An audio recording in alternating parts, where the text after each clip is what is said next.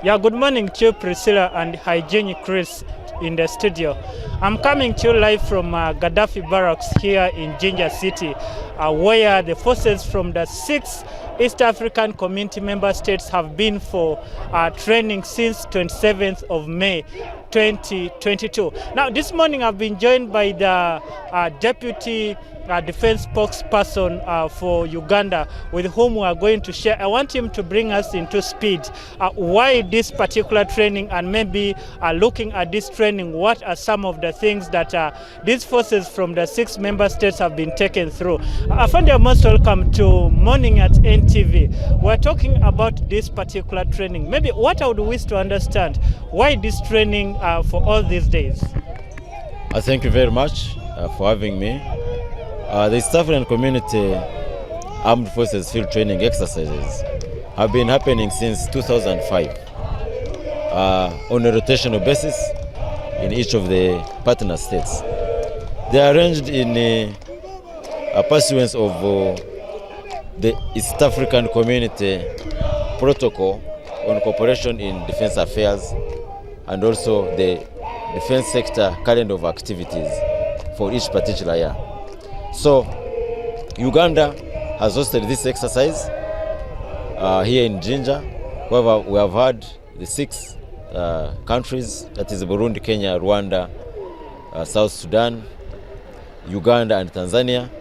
A total of 1,533 personnel have been here for 2 weeks training. Now, Congo, which joined a few months ago, would deploy 10 observers to see what we are doing, so that in future they can also participate fully in these trainings.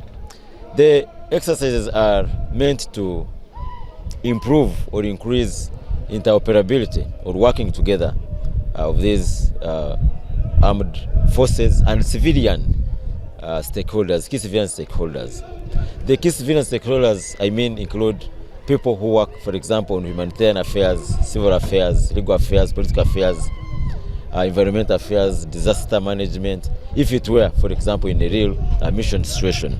Now, the themes of the training are 4. That is peace support operations, counter-terrorism, counter-piracy, and disaster management. So today marks the official closure of the exercise, and the actual exercise, it is on the ground. It has phases. We have pre-deployment, where we come and set up the camps, make sure ablutions are there, stores are there, kitchens are there, camps are set up. Then we have deployment phase, which started on 27th up to 29th, where the troops come in. Then now we have the exercise execution, which started on the 30th and the 30th of May, and it is now ending today on the 10th of June. Now the next phase is what we call the exit phase. Maybe, Afande, we're talking about security matters here. When you look at the member states, South Sudan is inclusive in this particular participation. One of the issues over years is the issues of safety of travelers who are moving from Uganda to South Sudan. We have been having cases where travelers have been killed along the way by unidentified gunmen, let me put it in quotes. Maybe could this be one of the issues that you have had in your discussion? And if you discuss what will be the outcome, the outcome of this, is there plans to provide security for the travelers who are always crossing to South Sudan to go and look for a living? Those are some of the security challenges and situations that we are talking about that we need to address jointly as partner states. And particularly we as armed forces, it helps us a great deal when we come together, review our challenges, and see how we can sort them out. Yeah, that has been an ongoing problem indeed. The safety of travelers, business people between Uganda and Juba. It has been addressed at higher levels even than our levels here, but there have been engagements with the chiefs of defense forces and the chief of general staff, the inspectors general of police of both countries, even up to the level of the heads of state. For instance, now East African Community, one of the things we are priding ourselves in is free movement of goods, services, and people.